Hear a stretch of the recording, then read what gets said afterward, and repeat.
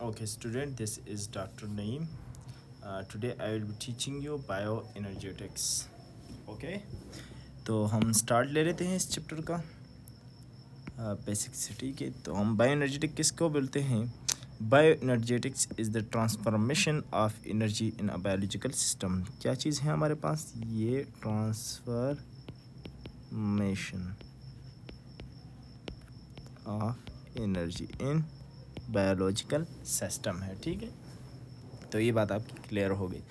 अब बायोएनर्जेटिक्स में मेनली हम दो चीज़ों के साथ हमारा कंसर्न होता है। एक होता है फोटोसिंथेसिस, ठीक है, और दूसरा होता है रेस्पिरेशन। सबसे पहले इनका एकरेंस, ठीक है।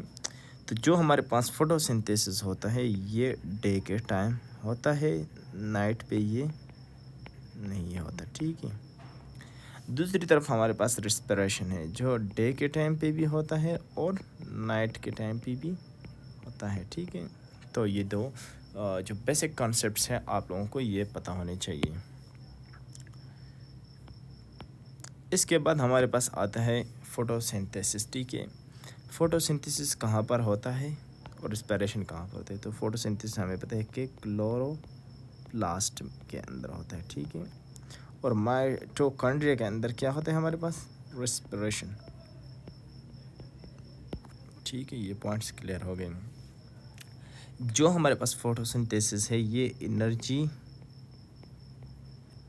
कैप्चरिंग प्रोसेस है, ठीक है, कैप्चरिंग प्रोसेस है। ये हमारे पास क्या है? एनर्जी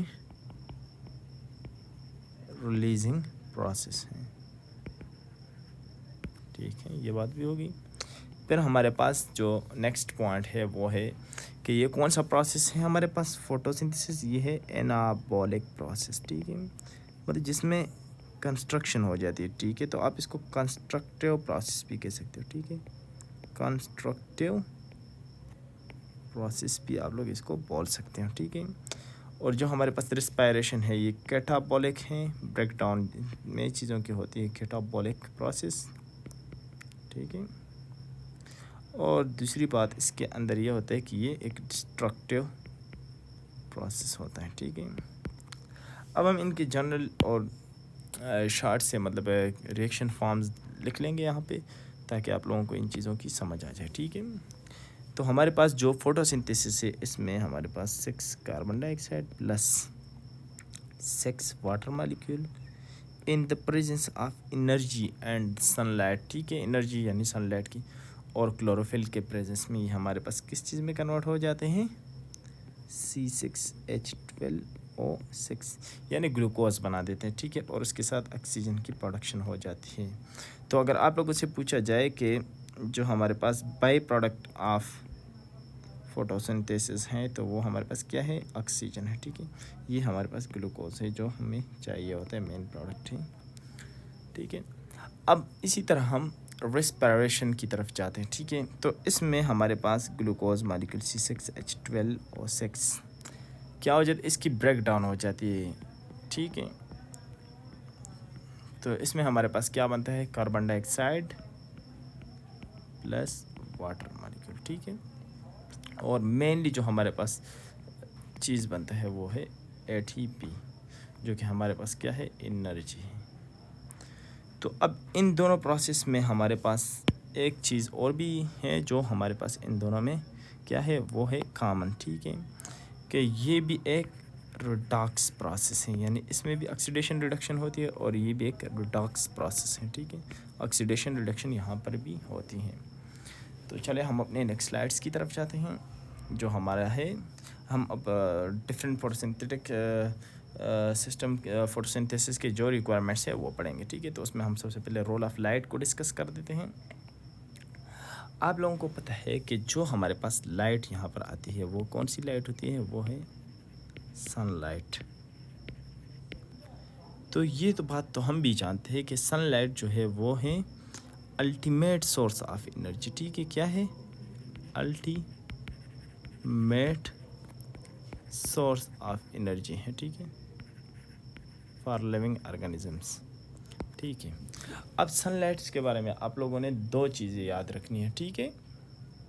जो हमारे पास अगर क्वेश्चन को घुमा फिरा के वो क्वेश्चंस देता है तो आप लोगों को ये 2 पॉइंट्स पर क्लियर होने चाहिए कि जो हमारे पास प्लांट्स है, ठीक है, प्लांट्स क्या करते हैं, जो हमारे पास सनलाइट है, ठीक है, इसको एब्जॉर्ब डायरेक्टली, ठीक है, इसकी डायरेक्टली एब्जॉर्प्शन हो जाती है, लेकिन इसकी यूटिलाइजेशन वो कैसा होता है हमारे पास, इनडायरेक्टली। क्यों, कैसे, तो आप लोगों को ये पता होनी चाहिए, ठीक है, कि जो हमारे पास सनलाइट है, जो हमारे पास लाइट है, ठीक है, सनलाइट ये लाइट एनर्जी है, ठीक है, तो ये हमारे पास किस चीज़ में चेंज हो जाती है, लाइट एनर्जी केमिकल एनर्जी में चेंज होती है, ठीक है, तो इसलिए ये इनडायरेक्टली यूटिलाइज हो जाता है, ठीक है। This is the reason behind this. अब हमारे पास जो लाइट है ना, लाइट, तो वो किस फॉर्म में आता है, in the form of energy packets, और उनको हम कहते हैं फोटॉन्स, तो इस फॉर्म में ऊपर से आता है, ठीक है। और जो टोटल लाइट होता है उसका हमारे पास 40%, ठीक है, वो हमारे पास अर्थ तक पहुंच जाता है, ठीक है, अर्थ तक। और फिर इस लाइट का हमारे पास जो, यानी आप लोग समझ लें कि स्मॉल पोर्शन, या हमारे पास स्मॉल पोर्शन, या हमारे पास एक small fraction of light utilize by the plants for the process of photosynthesis. कुछ बुक में 1% लिखा था, ठीक है। तो ये जो छोटे से कॉन्सेप्ट से ये आप लोगों को याद होने चाहिए। अब जो ये फोटोसिंथेसिस है, ठीक है, तो इनके लिए जो लाइट्स है वो गैमा रेज और रेडियो वेव्स के दरमियान डिफरेंट लाइट्स जो है फोटोसिंथेटिक पिगमेंट्स वगैरह के लिए हम मतलब पढ़ सकते हैं, ठीक है, हम स्टडी करेंगे कि इस पर क्या इफ़ेक्ट होता है। तो सबसे पहले हमें पता है कि जो विजिबल लाइट है हमारी, ठीक है, विजिबल लाइट जो कि हम देख सकते हैं, ठीक है, तो इसका रेंज क्या है हमारे पास, हमें पता है कि ये है 390 to 600 नैनोमीटर, ठीक है, तो ये कितना है 390 नैनोमीटर टू 760 नैनोमीटर, ठीक है, तो ये रेंज आपने याद रखना है, ठीक है, ये एमसीक्यूज़ में आ सकता है इसी तरह। अब क्वेश्चन को थोड़ा सा घुमा फिरा के बयान करते हैं, ठीक है, कि अगर हमारे पास एक प्लांट है, ठीक है, ये हमारे पास अल्ट्रा वायोलेट है, ये हमारे पास विजिबल है रेंज ऑफ लाइट, ठीक है, और ये हमारे पास इंफ्रा रेड है, ठीक है।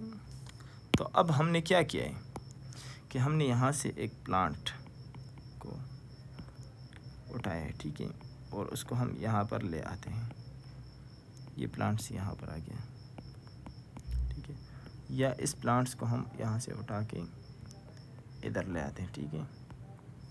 तो आप लोग अब इसके इफ़ेक्ट देखें, ठीक है, तो होता इस तरह है कि यहाँ पर भी कोई फोटोसिंथेसिस होगी, कम होगी, ज़्यादा होगी, या यहाँ पर भी कम होगी या ज़्यादा होगी, ठीक है। तो हमने बोला हुआ है कि हमारे पास ये जो विजिबल लाइट है ये वेब गियर का फार्मूला हम लिखते हैं, तो इसके लिए हम इस्तेमाल करते हैं कि डिफरेंट रेंज ऑफ वेवलेंथ है, ठीक है। हम इसको एब्जॉर्प्शन स्पेक्ट्रम और एक्शन स्पेक्ट्रम में भी पढ़ेंगे। विजिबल वायलेट है, इंडिगो है, ब्लू है, ग्रीन है, येलो है, ऑरेंज है और रेड है, ठीक है। तो अगर एक प्लांट को हम इधर से उठाकर, इस विजिबल रेंज से उठाकर इस इंफ्रारेड लाइट में आते हैं, ये ले आते हैं, या अल्ट्रा वायलेट में ले आते हैं, ठीक है, लाइट में, तो हम देखते हैं कि इसमें फोटोसिंथेसिस कम होता है या ज़्यादा होता है। तो ऑलरेडी आप लोगों को पता है कि अल्ट्रा वायलेट लाइट के ऊपर कोई भी फोटोसिंथेसिस नहीं होगा, नो फोटोसिंथेसिस, फोटोसिंथेसिस, ठीक है, यहाँ पर कोई फोटोसिंथेसिस नहीं होगा। फोटोसिंथेसिस यहाँ पर होगा, तो यहाँ पर क्या होगा, नो फोटोसिंथेसिस, सिंथेसिस, ठीक है। तो यहाँ पर भी कोई फोटोसिंथेसिस नहीं। तो आप लोगों ने याद रखना है कि फोटोसिंथेसिस के लिए only visible range of light ज़रूरी है, ठीक है। कौन सी लाइट ज़रूरी है? Only visible range of light photosynthesis के लिए क्या है? ज़रूरी है, ठीक है। तो आप लोगों को ये पॉइंट क्लियर होना चाहिए, ठीक है। प्लांट्स के लिए कौन सी लाइट ज़रूरी है? Only visible range of light ज़रूरी है, ठीक है। अब हमारे पास जो फोटोसिंथेटिक पिगमेंट्स है, ठीक है, जो हमारे पास फोटोसिंथेटिक पिगमेंट्स हैं वो दो तरह के हैं, ठीक है। फोटोसिंथेटिक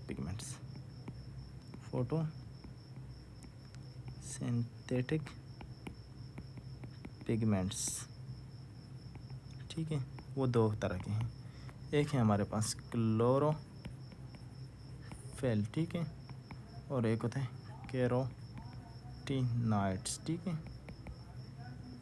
अब ये जो क्लोरोफिल है, ठीक है, इसमें से भी हमारे पास दो रेंज ऑफ लाइट को ये ऑब्जर्व करते हैं, ठीक है। एक हमारे पास ये करते हैं वायलेट ब्लू को, ठीक है, और एक हमारे पास ये किसको करता है? रेड लाइट को, ठीक है। तो इन दोनों की डिफरेंट वेवलेंथ है जो मैं आप लोगों को लिखवा देता हूँ, ठीक है। तो जो हमारे पास वायलेट ब्लू है वो किस रेंज में ये एब्जॉर्व कर देता है? 390 to 460, ठीक है, 390 to 460 नैनोमीटर, ठीक है। तो ये चीज़ आप लोगों ने याद रखना है, ठीक है। और रेड को किस मतलब पोर्शन में करता है? 630 to 700 नैनोमीटर, ठीक है, 630 to 700 नैनोमीटर। अब आप लोगों को ये पता होना चाहिए कि कैरोटीनॉइड कितने रेंज में करता है? 500 to 600 नैनोमीटर, ठीक है, 500 to 600 नैनोमीटर। तो ये चीज़ें आप लोगों को याद होनी चाहिए, ठीक है। अब जो हमारा नेक्स्ट जो स्लाइड है वो है हमारे पास के रोल ऑफ फोटोसिंथेटिक पिगमेंट्स, ठीक है। तो इसको हम कैसे देखेंगे? हम पहले ये देखेंगे कि फोटोसिंथेटिक जो पिगमेंट्स हैं ना वो हमारे पास कौन से हैं, ठीक है। तो आप लोगों को भी पता है कि ये दो टाइप्स के हैं, ठीक है।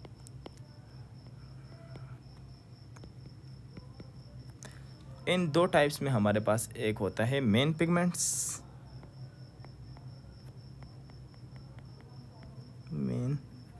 होते हैं हमारे पास, ठीक है, और दूसरे हमारे पास होते हैं जो एक्सेसरी पिगमेंट्स हैं, ठीक है, एक्सेसरी पिगमेंट्स, ठीक है। तो मैं जल्दी इस चीज़ों को मतलब फर्दर एक्सप्लेन करता जाऊंगा, ठीक है। सॉरी मेरे ये, ठीक है, तो मैं इन चीज़ों को फर्दर आप लोगों के लिए इजी कर देता हूँ। Chlorophyll A, chlorophyll B, chlorophyll C, D, E and bacteriochlorophyll, ठीक है। तो उसको थोड़ा स्मॉल सा लिख लेंगे। अब हमारे पास है क्लोरोफिल ए, यहाँ पर आ जाए क्लोरोफिल बी, यहाँ पर आ जाए क्लोरोफिल सी, डी, ई, ठीक है, और यहाँ पर हमारे पास आ जाए फोटोसिंथेटिक बैक्टीरिया के अंदर जो क्लोरोफिल होता है इसको बोलते हैं बैक्टीरियोफिल, ठीक है, बैक्टीरियोफिल। तो ये आ गया, ठीक है। अब आप लोगों को मतलब मैं जो मेन चीज़ें बताऊंगा ना वो आप लोगों ने याद रखनी है, ठीक है। तो क्लोरोफिल ए जो है हमारे पास सबसे अबंडेंट है, ठीक है, मोस्ट एबंडेंट, ठीक है, सबसे ज़्यादा यही है, क्लोरोफिल ए है हमारे पास, ठीक है। और इसमें आप लोगों ने याद रखना है कि ये दोनों जो है क्लोरोफिल ए और बी ये मेनली जो है ये मेन पिगमेंट्स है, ठीक है। फिर इसमें हमारे पास कार्बोनाइल फंक्शनल ग्रुप होता है, ठीक है, एट कार्बन नंबर 3। कौन से कार्बन पे? 8C3 पे। यहाँ पर जो हमारे पास क्लोरोफिल बी है वहाँ पर कार्बोनाइल फंक्शनल ग्रुप होता है एट कार्बन नंबर 3 पे, ठीक है। ये दो चीज़ें आप लोगों ने इसके बारे में याद रखनी है। फिर नेक्स्ट जो पॉइंट आप लोगों ने इनके बारे में याद रखना है वो है इनके केमिकल फार्मूले, ठीक है। तो वो मैं आप लोगों को ज़रा डिफरेंट कलर से बता देता हूँ। आप लोगों ने ऐसे ही याद करना है, C55 H72 O5 N4 Mg, ठीक है। तो ये किसके लिए हो गया, क्लोरोफिल ए के लिए हो गया, ठीक है। अब जो ये है इसमें हमारे पास कौन सा होता है, C55 H70 ओ हमारे पास 6 हो गया इधर, ठीक है, O6 N4Mg, ठीक है। तो मैं आप लोगों के लिए इसके अंदर एक आसान सा ट्रिक बता देता हूँ, ठीक है। तो क्लोरोफिल ए के लिए आप लोगों ने याद रखना है क्या चीज़, हमारे पास 725, क्योंकि ये सबसे ज़्यादा है अबंडेंट, तो इसके लिए ग्रेटर नंबर है, ठीक है। तो ये हमारे पास क्लोरोफिल बी है, ठीक है। तो इसके लिए आप लोगों ने क्या याद रखना है, हमारे पास 706। तो इसके लिए एक शार्ट ट्रिक हो गया, ठीक है। अब इनके जो कलर्स हैं ना वो थोड़े डिस्कस कर देते हैं, ठीक है। इसी कलर से लिख देते हैं कि ये हमारे पास ब्लूइश ग्रीन कलर है, ठीक है, ब्लूइश ग्रीन कलर पिगमेंट है। तो हमारे पास जो क्लोरोफिल बी है वो कौन से कलर है, वो है हमारे पास yellowish green, yellowish green colour pigment होता है, ठीक है। ये बात आप लोगों ने याद रखनी है। अब ये कहाँ कहाँ पर प्रेजेंट होते हैं, ठीक है, occurrence present in all the living organisms, ठीक है, इन ऑल फोटोसिंथेटिक ऑर्गेनिजम्स, ठीक है, फोटोसिंथेटिक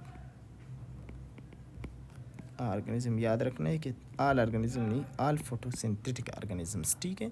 क्लोरोफिल बी जो होता है ये हमारे पास कहाँ पर होता है, ये हमारे पास हायर प्लांट्स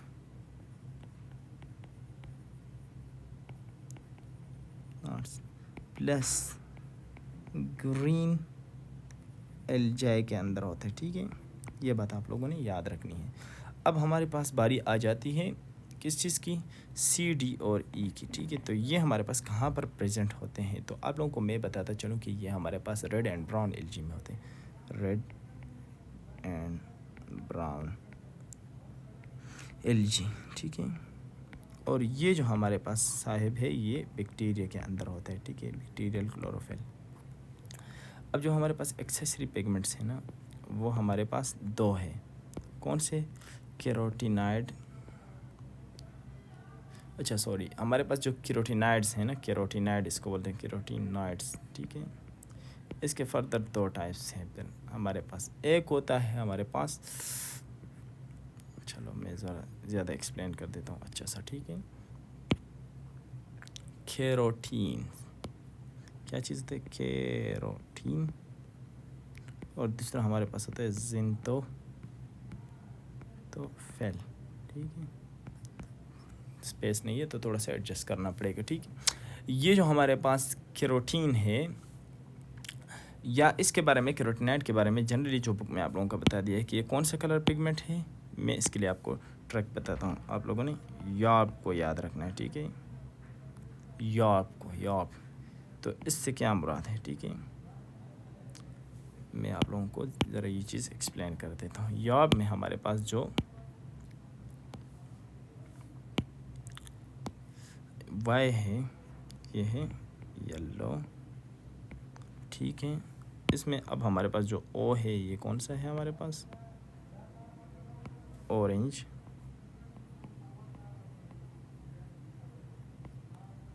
और हमारे पास है रेड कलर पिगमेंट, ठीक है। और जो बी है हमारे पास ये कौन सा कलर है, ब्राउन कलर है, ठीक है। अब नहीं मिल रहा है तो बस इसको ज़रा यूँ ही मतलब किसी और कलर से ही कर देते हैं, छोड़े, ये हमारे पास ब्राउन कलर पिगमेंट्स हो गया, ठीक है।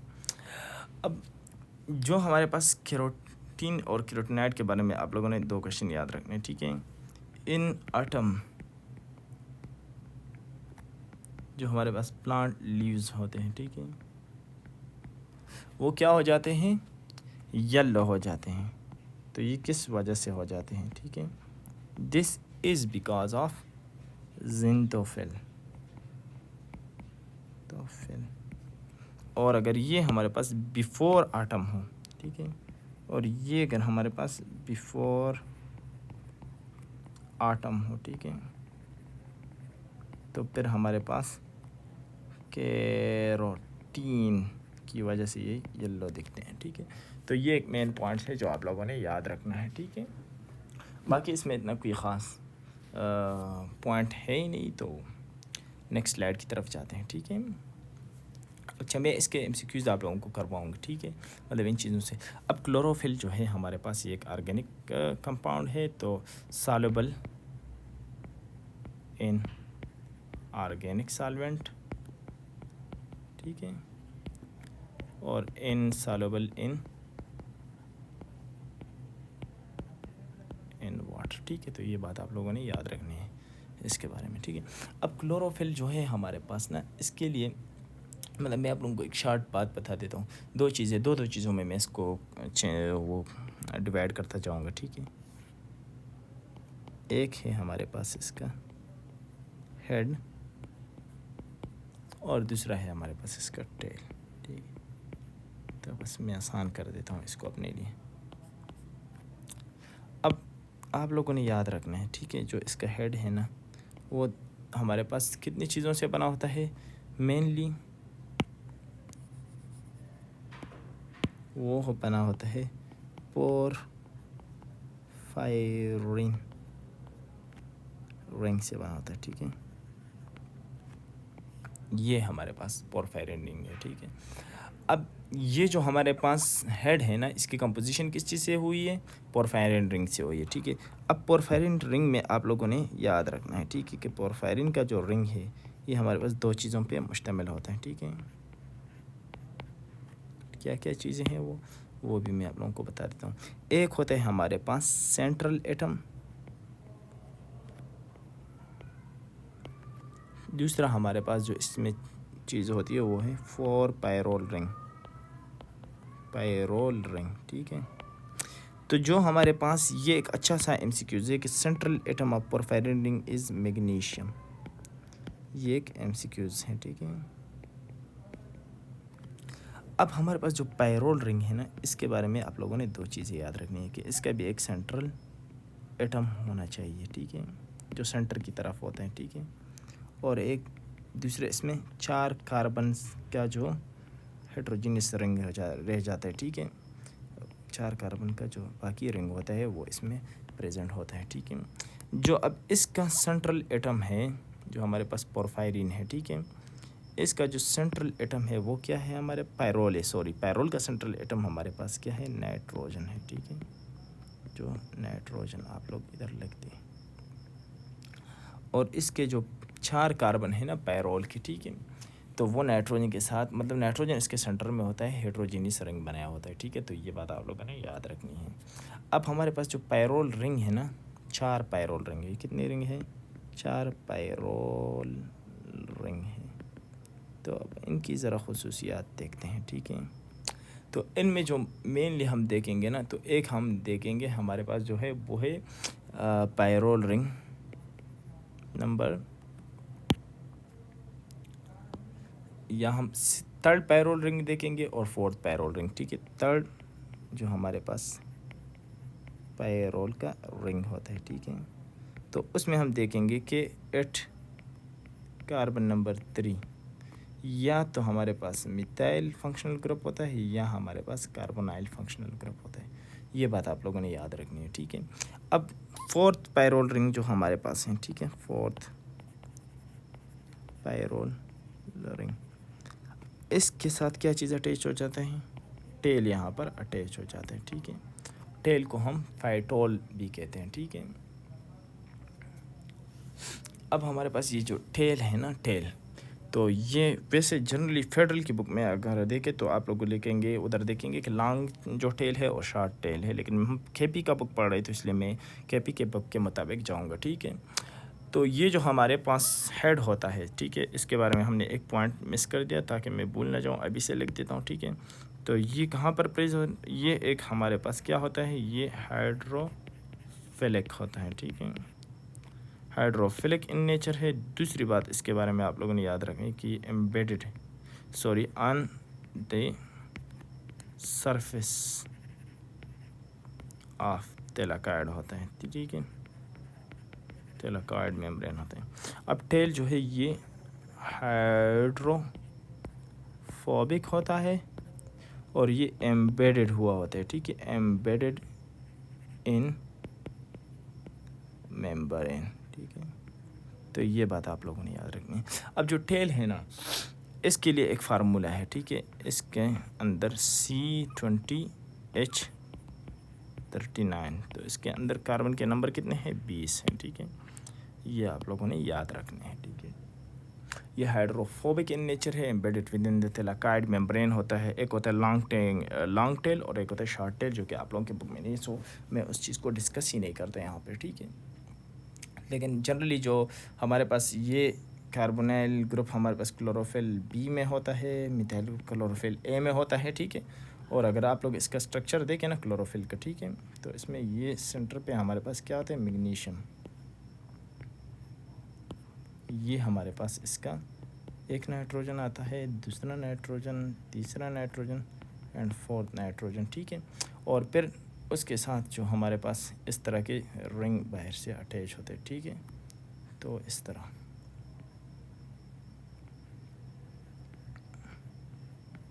यूँ ही इसका स्ट्रक्चर होता है, ठीक है।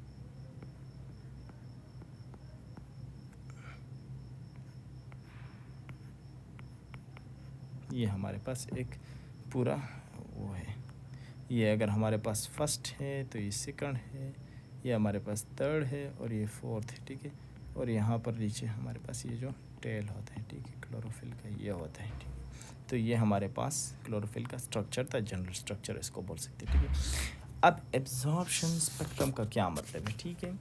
तो ये समझना बहुत ही इजी है, ठीक है। एब्जॉर्प्शन स्पेक्ट्रम यानी हमारे पास हम देखते हैं इसमें कि हमारे पास एब्जॉर्प्शन एट डिफरेंट वेवलेंथ, ठीक है। इसमें हम क्या देखते हैं? एब्जॉर्प्शन एट डिफरेंट वेवलेंथ, ठीक है,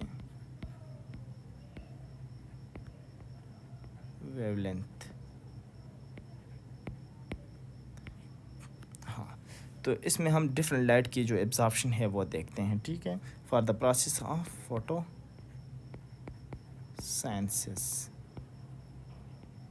ठीक है। सबसे पहले मैं यहाँ पर कोशिश करूँगा कि एक डायग्राम भी बना लूँ, ठीक है, कि एब्जॉर्प्शन हमारे पास डिफरेंट लाइट की एब्जॉर्प्शन हो जाती है, फिर हम उस एब्जॉर्प्शन को कैसे देखते हैं, ठीक है। तो मैं कोशिश करूँगा कि मैं एक अच्छा सा डायग्राम बना लूँ आप लोगों के लिए। तो उसमें सबसे पहले हम एक टेबल ड्रा कर देंगे, ठीक है, वेवलेंथ का, ठीक है। वेवलेंथ इधर लिख दूँगा मैं, ठीक है। फिर इसमें हम हाईएस्ट पीक लिख देंगे, डिफरेंट हाईएस्ट पीक। फिर हमारे पास second highest peak,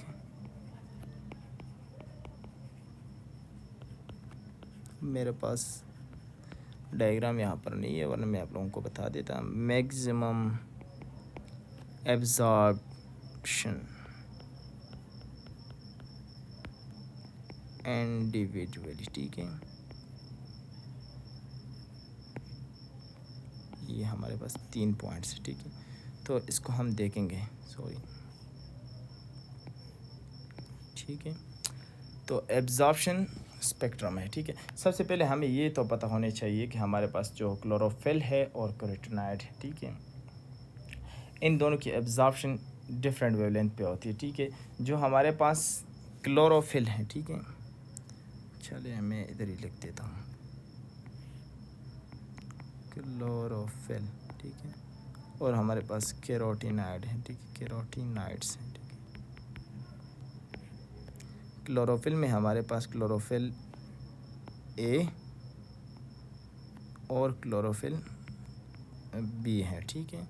chlorophyll A जो है, ठीक है, एंड बी, तो इनमें हमारे पास ब्लू वायलेट रेंज में ये एब्जॉर्प्शन करते हैं। किस रेंज में?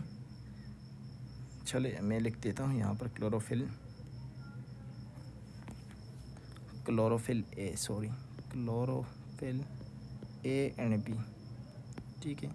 एन की 2 जगह पे एब्जॉर्प्शन होती है, ठीक है। एक होती है इनमें वायलेट ब्लू लाइट की, वायलेट ब्लू की, ठीक है।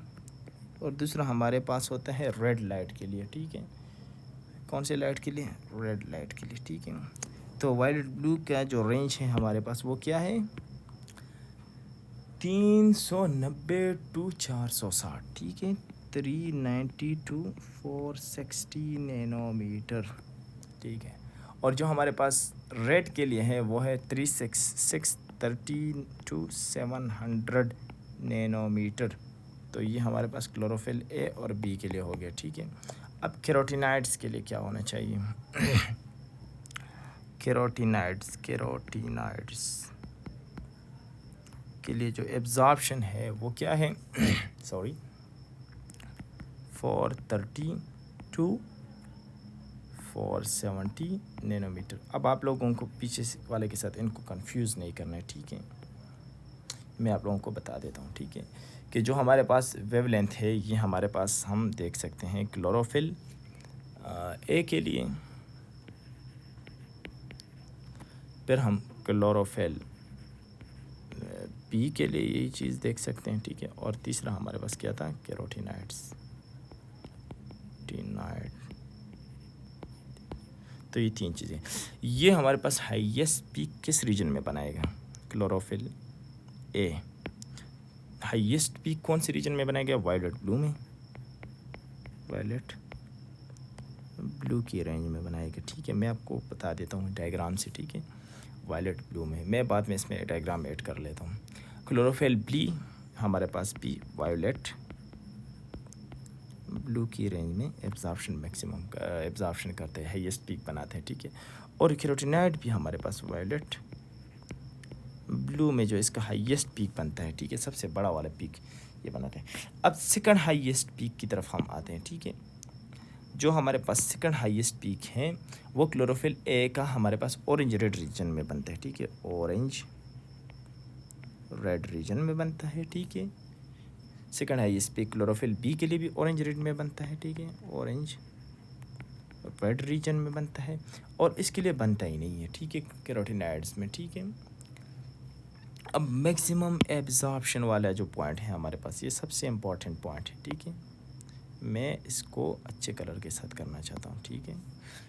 अब हमारे पास मैक्सिमम एब्जॉर्प्शन क्लोरोफिल ए किस रीजन में करेगा? तो सिंपली याद रखिए कि वायलेट में मैक्सिमम, ब्लू वायलेट तो वैसे होता है, ठीक है, लेकिन अगर इंडिविजुअली एक कलर देखें तो सबसे ज़्यादा मैक्सिमम एब्जॉर्प्शन ये वायलेट रीजन में करता है।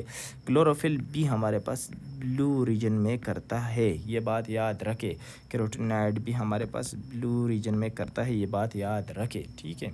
अब जो मैं चीज़ बताना चाहता था आप लोगों को कि फर्स्ट एब्जॉर्प्शन स्पेक्ट्रम के जो हमारे पास, ये हमारे पास एक ग्राफ था उसके लिए, ठीक है। मैं आप लोगों के लिए आसानी के लिए हमारे पास क्लोरोफिल ए को ड्रा कर लेता हूँ, ठीक है।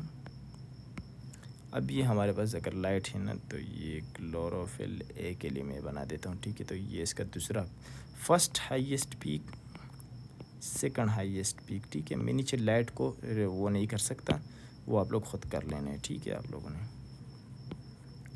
तो ये हो गया हमारे पास क्लोरोफिल ए, ये सॉरी क्लोरोफिल बी कर लेते हैं, ठीक है, इसको, क्योंकि क्लोरोफिल ए तो ऑलरेडी ऊपर से स्टार्ट हो जाता है। ये हमारे पास है क्लोरोफिल बी का ग्राफ, ठीक है। अब हम क्लोरोफिल ए का ग्राफ ऊपर से स्टार्ट कर लेते हैं, ठीक है, कि वो कौन सा होता है। तो उसके ऑलरेडी एनर्जी हाई होती है, ठीक है। तो वो भी मतलब इस तरह के रीजन में पहले ए से, मतलब इससे थोड़ा सा पहले, ठीक है, इस तरह हमारे पास, ठीक है, हाँ इस तरह। तो ये हमारे पास क्लोरोफिल ए का हो गया ग्राफ, ठीक है। और इसी तरह हमारे पास जो है कैरोटीनाइड्स हैं, ठीक है। कैरोटीनाइड का आप लोगों को पता है कि दरमियान में से इस तरह, मतलब वो जाके थोड़ा सा यहाँ पर हाईएस्ट पीक और इधर कोई सेकंड पीक बनता ही नहीं है, ठीक है। तो ये हमारे पास सिंपली एक ग्राफ था जिसके ज़रिए मैं आप लोगों को समझाना चाहता था, ठीक है। अब जो हमारे पास इसके एमसीक्यूज़ हैं, ठीक है, तो वो इसी में से मैंने आप लोगों के साथ डिस्कस किए कि मैक्सिमम लाइट एब्जॉर्प्शन, ये सारे एमसीक्यूज़ पॉइंट्स हैं, ठीक है। तो आप लोगों ने याद रखने हैं। अब एक्शन स्पेक्ट्रम क्या होता है हमारे पास? एक्शन स्पेक्ट्रम हम कहते हैं कि to measure the effectiveness of light in photosynthesis, ठीक है, कि हम लाइट की या वेवलेंथ की इफेक्टिवनेस इसमें हम देखते हैं, ठीक है। इफेक्टिवनेस ऑफ लाइट, ठीक है, कि कौन सा लाइट ज़्यादा इफेक्टिव है फॉर फोटो सिंथेसिस, ठीक है। लाइट या वेवलेंथ के इफेक्टिवनेस को हम इस चीज़ में देखते हैं, ठीक है। एब्जॉर्प्शन स्पेक्ट्रम हम एक मतलब एक्शन स्पेक्ट्रम में, सॉरी, ठीक है। अब एक्शन स्पेक्ट्रम को हम कैसे मतलब फाइंड कर सकते हैं डिफरेंट लाइट्स के लिए, ठीक है। तो हमें पता है कि हमारे पास फोटोसिंथेसिस जहाँ भी ज़्यादा होगा वहाँ पर O2 की प्रोडक्शन ज़्यादा होना चाहिए, ठीक है। तो हम इस फार्मूले को यूज़ करके हम बता सकते हैं कि जो एक्शन स्पेक्ट्रम है ये हमारे पास डिपेंड करता है, ठीक है। ये हमारे पास डिपेंड करता है, ठीक है, किस चीज़ पे, हमारे रेट ऑफ फोटोसिंथेसिस पे। किस चीज़ पे? रेट ऑफ फोटोसिंथेसिस पे, ठीक है, कि फोटोसिंथेसिस ज़्यादा है या कम है, ठीक है। अब हमें कैसे पता लगे कि फोटोसिंथेसिस कम है या ज़्यादा है, ठीक है। अब हमें तो ये पता नहीं चल सकता डायरेक्टली ना कि फोटोसिंथेसिस ज़्यादा या कम है। तो फोटोसिंथेसिस के ज़्यादा या कम होने का डिपेंडेंस किस चीज़ पे होता है, हम कैसे फाइंड कर सकते हैं, ठीक है। मैं उसको आपको बता देता हूँ, ठीक है। आप लोगों ने सिंपली ये चीज़ देखना है इसमें कि हमारे पास ऑक्सीजन की रिलीज़ कितनी हो जाती है, ठीक है, O2 प्रोडक्शन, ठीक है। फिर हमारे पास कार्बन डाइऑक्साइड कंजम्पशन भी हम देख सकते हैं, ठीक है, कंजम्पशन कि अगर हमारे पास देखें ऑक्सीजन की प्रोडक्शन ज़्यादा है, ठीक है, और हमारे पास कार्बन डाइऑक्साइड की कंजम्पशन भी ज़्यादा है, ठीक है, तो हमारे पास क्या है कि फोटोसिंथेसिस ज़्यादा है, ठीक है। तो फोटोसिंथेसिस फिर ज़्यादा है, ठीक है। और अगर ये हमारे पास कम है, ठीक है, और कार्बन डाइऑक्साइड की कंजम्पशन भी कम है, तो हमारे पास फोटोसिंथेसिस कम है, ठीक है। अब जो यहाँ पर मैं मेन चीज़ आपके साथ डिस्कस करना चाहता हूँ, ठीक है। बुक में एक लाइन लिखी हुई है, ठीक है, कि ब्लू रेड लाइट जो है हमारे पास, ठीक है, ब्लू रेड लाइट, इसका जिक्र किया हुआ है कि मोस्ट इफेक्टिव है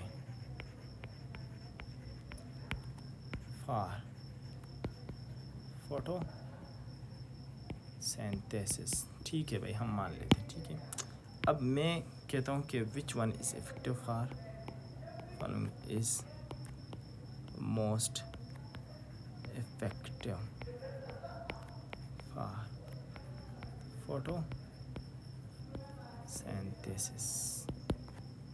A, B, C, D, A, B, C, D, ठीक है।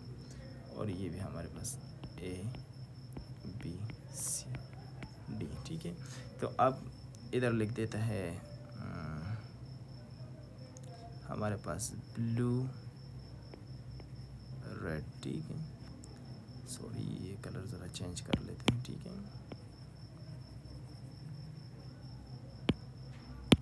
हाँ, हम इसको ज़रा और भी चेंज करते थे। ये हम करते थे ब्लू रेड, ब्लू ग्रीन, हम कहते हैं कि ब्लू वायलेट या आल, ठीक है। तो अब इसमें मैं आपको बताता हूँ कि बुक की लाइन है तो हम एक ऑप्शन को टिक करेंगे, ठीक है। अब दूसरे में हम क्या कर देते हैं कि ब्लू भी आ गया हमारे पास, रेड भी आ गया, ठीक है, बोथ ऑप्शन भी आ गया, ठीक है, या हमारे पास नन भी आ गया। तो अब इसमें हमने बोथ के ऑप्शन को टिक करना है, ठीक है, क्योंकि ये भी है और ये भी है। लेकिन अब मसला यहाँ पर बनेगा कि हमारे पास आ जाए ब्लू रेड ग्रीन और वायोलेट, ठीक है। तो अब यहाँ पर आके कंफ्यूज हो जाओगे आप लोग कि हमने मतलब इसमें तो दोनों ऑप्शन ठीक है, लेकिन ऐसा होता बिल्कुल भी नहीं है। आप लोगों ने ये याद रखना है कि हमारे पास वेब 11 फार्मूला है, ठीक है। तो जिसका हमारे पास वेवलेंथ ज़्यादा एनर्जी कम, मैक्सिमम फोटोसिंथेसिस वहाँ पर होगा, ठीक है, मैक्सिमम फोटोसिंथेसिस। तो हमारे पास ये देखिए रेड लाइट का हमारे पास वेवलेंथ ज़्यादा एनर्जी कम, तो फोटोसिंथेसिस मैक्सिमम। अगर ज़्यादा एनर्जी वाले लाइट को आप करेंगे तो फोटोसिंथेसिस को ख़राब कर सकते हैं, फोटोसिंथेटिक पिगमेंट को मतलब डेंजरस है फोटोसिंथेटिक पिगमेंट्स के लिए। ठीक है, तो ये आज हमारा जो टॉपिक था, यहाँ तक हमारा एक लेक्चर हो गया। लेक्चर नंबर 2 के लिए हम इंशाल्लाह, ठीक है, लेक्चर नंबर 2 के लिए हम नेक्स्ट टाइम अपलोड करेंगे इंशाल्लाह साइट पे, और आप लोग वहाँ से फिर देख सकते होंगे। यहाँ पर मैंने काफ़ी सारे MCQs आप लोगों के साथ डिस्कस नहीं किए क्योंकि टाइम हमारे पास शॉर्ट था, तो मैं कोशिश करूँगा कि हमारे पास जो MCQs रह गए, ठीक है, वो मैं आप लोगों के साथ नेक्स्ट स्लाइड में इंशाल्लाह ताला फिर डिस्कस करूँगा। ठीक है, तो यहाँ तक के लिए काफ़ी था।